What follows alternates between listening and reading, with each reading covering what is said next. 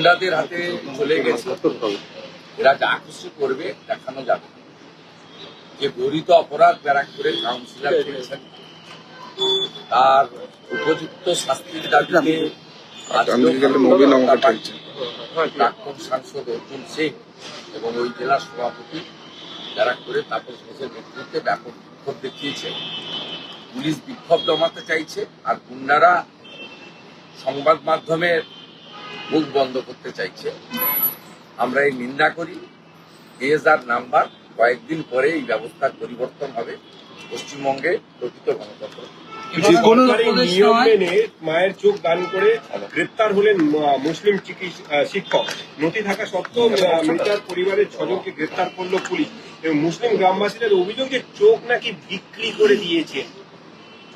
সবই সম্ভব। কিছুদিন আগে বারাসাতে ময়না তদন্তের ক্ষেত্রে একটা যুবকের বিক্রি করে দেওয়া হয়, পরবর্তীকার ক্ষেত্রে ইঁদুরকে দায়ী করা হয়। এই রাজ্যে সবই সম্ভব। সুপ্রিম কোর্টের তরফ থেকে যেটা বাংলায় বুলডোজার চলবে, ইংরেজবাজার পুরসভার 19 নম্বর ওয়ার্ডে বেসরকারি বিল্ডিং ঘুরিয়ে দেওয়া হলো এবং অভিযোগের ইংরেজবাজার পুরসভার কংগ্রেসের চেয়ারম্যান কৃষ্ণেন্দু নারায়ণ চৌধুরীর বিরুদ্ধে অভিযোগ তুলতে ব্যবসায়ী সংগঠন।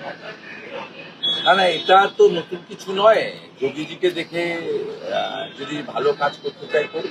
অবৈধ নির্মাণ, সেই নির্মাণ কি আছে না জেনে মালদা যিনি আমাদের বিরোধী দলনেতা আছেন কাউন্সিলর পুরসভা অমলান ভাদুরীর কাছ থেকে পুরো বিষয়টা জেনে আমি মন্তব্য করবো, না জেনে মন্তব্য করবো।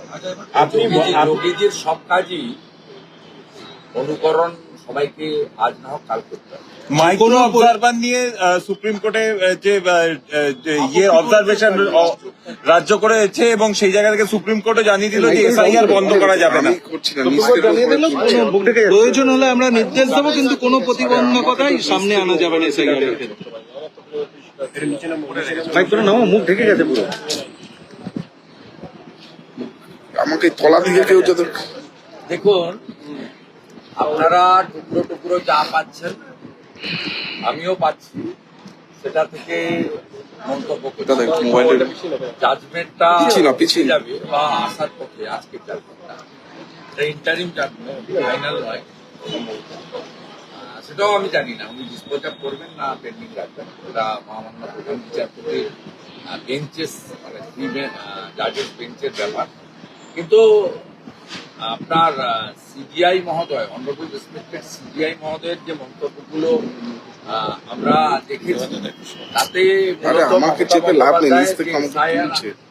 আটকানো এবং ভণ্ডুল করার প্রক্রিয়া সেটা বাধাপ্রাপ্ত হয়েছে। এবং বিশেষ করে ইলেকশন কমিশন আজকে যেভাবে গাইডলাইন মেনে সেটাও বলেছেন এবং মাইক্রো অবজারভার খোলার যে বলিয়া প্রয়াস সেটাও প্রমাণিত হয়েছে এবং মাইক্রো অবজারভারদের তার যে পাওয়ার এবং ফাংশন বলেছে কার্যত এরা ওয়াচারের ভূমিকা নিয়েছে। কিন্তু আমাদের আরপি অ্যাক্ট অনুযায়ী নাম তোলা বা খারিজ করার কমপ্লিট পাওয়ার ইয়ারোদের। 2টো কলম থাকে, 3টে কলম থাকে না, অ্যাকসেপ্ট অবলিক রিজেক্ট। এবারে যদি ভুয়া যেগুলো মানে সন্দেহজনক তাকে আপনি অ্যাকসেপ্ট করেন, সেক্ষেত্রে ইয়ারোদের বিরুদ্ধে আমরাও ফাইনাল ভোটার লিস্ট বেরোনোর পরে কোর্টে যেতে পারি অ্যাজ এ স্বীকৃত রাজনৈতিক দল এবং ভোটার হিসেবে আমাদেরও এভরি রাইট আছে। তাই মাইক্রো অবজারভাররা যেমন নজরদারির কাজ করছেন, তেমনি যেখানে সন্দেহজনক আছে, যার নাগরিকত্ব নিয়ে প্রশ্ন আছে, এই রকম ভোটারদের যদি ইনক্লুড করেন মমতা বন্দ্যোপাধ্যায়ের কথায় বা নন্দিনী চক্রবর্তীর কথায় বা আইপ্যাকের বুদ্ধিতে, তাহলে ইয়ারোদের কপালেও ভবিষ্যতে কিন্তু দুঃখ রয়েছে।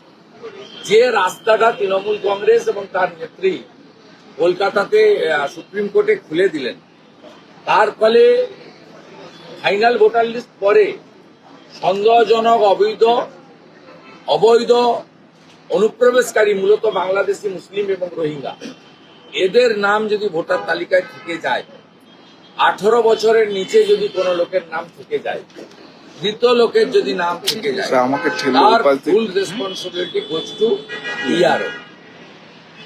এবং আমাদের ক্ষেত্রে দুটি আরো অপশন রয়েছে। ইআরওরা যদি ভুয়া নাম রেখে দেয়, আমাদের কাছে যদি তথ্য থাকে, আমরা ডিইওর কাছে আপিল করতে পারবো, অর্থাৎ district electoral role registration officer মানে ডিএম, এবং ডিএম যদি আবার গভর্নর হস্তক্ষেপে আমাদের বক্তব্য না নেন, ভাইট করে, আমরা কিন্তু ফাইনালি সিওর কাছে আসতে পারবো, এবং সিও যদি রিজেক্ট করে তখন আমরা কোর্টেও যেতে পারি। অতএব যে মূল উদ্দেশ্য নিয়ে মমতা বন্দ্যোপাধ্যায়ের অভিযান, নাটক ড্রামা, এক শ্রেণীর সংবাদ মাধ্যমে বলা ইতিহাস তৈরি করলেন, সে কি ইতিহাস লোক দেখলো? উনি চেষ্টা করেছেন এসআইআর বন্ধ করতে, উনি চেষ্টা করেছেন 2024 লোকসভা ভোটে যে ত্রুটিযুক্ত ভোটার তালিকা তাকে সামনে রেখে নির্বাচনে যেতে। সেই উদ্দেশ্য তার এখন সফল হয়নি বলে আমার মনে হয়েছে, এবং এটাই হওয়া উচিত। আজকেও আধার কার্ড নিয়ে রাজ্য সওয়াল করলো সুপ্রিম কোর্টে। আধার কার্ড নিয়ে এত রাজ্যের মাথা ব্যথা কেন? মান্যতা দেওয়ার জন্য? বাংলাদেশি মুসলিম অনুপ্রবেশকারীদের, জামাতিদের রক্ষা করার জন্য হরিহরপাড়ায় হাজেরি মাদ্রাসা বানানো 7 শেখদের, জঙ্গিদেরকে রক্ষা করার জন্য ক্যানিং এর জাভেদ মুন্সি, কাশ্মীর এসটিএফ, আরডিএক্স নিয়ে এখানে ছিল, 2 কিলোমিটার দূর থেকে রিমোটে গাড়ি তুলতে উড়াতে পারে, এয়ারপোর্টের ওই গেট থেকে, আপনার কার্যত ট্যাক্সালের গেট থেকে ও বোতাম টিপে আপনাদের এখানে আমাদের সবাইকে উড়িয়ে দিতে পারে। সেই লোক এখান থেকে অ্যারেস্ট হয়েছে। এই জঙ্গিদেরকে, জামাতিদেরকে, এই এক্সট্রিমিস্টদেরকে রক্ষা করার জন্য আধারকে ঢাল হিসেবে ব্যবহার করতে চায়, এবং পশ্চিমবঙ্গ থেকে অবৈধ জাল আধার, বার্থ সার্টিফিকেট, জাল এপিক, জাল রেশন কার্ড তৈরি করার দায়িত্ব টাকার বিনিময়ে তৃণমূল কংগ্রেস নিয়েছে। এটা আপনাদের চ্যানেলগুলো দেখিয়েছেন, কাকদ্বীপ থেকে আপনার হাবড়া পর্যন্ত আপনারাই দেখিয়েছেন। তবে এটাই তার কারণ, এটা শুধু মেমোরিকে রিকল করতে হবে, আর কিছু লাগবে না। আমাদের ভিডিও ভালো লাগলে লাইক এবং শেয়ার করুন। কমেন্ট সেকশনে গিয়ে জানান আপনাদের মতামত। আরও ভিডিও পেতে আমাদের চ্যানেল সাবস্ক্রাইব করুন এবং প্রতি মুহূর্তে খবরের আপডেট পেতে প্রেস করুন বেল আইকন।